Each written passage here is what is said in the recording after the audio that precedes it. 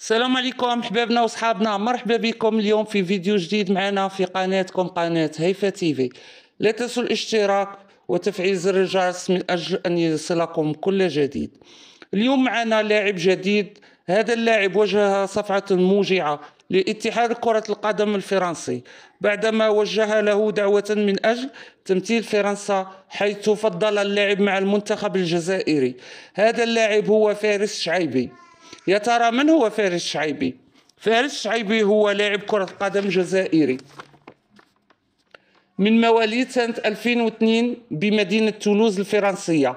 يلعب مع نادي تولوز في المركز الهجوم، حيث أنه استطاع أن يجذب أنظار في أول موسم يلعب فيه مع هذا النادي بتسجيل 6 أهداف في بطولة الدوري والكأس، مما أدى إلى قيام الاتحاد الفرنسي بتقديم له دعوة رسمية من أجل تمثيل منتخب الديوك في المنافسات والمقابلات، ليقدم لهم هذا اللاعب الرد السريع باختياره تمثيل المنتخب الجزائري، حيث قال هذا قرار نابع من القلب.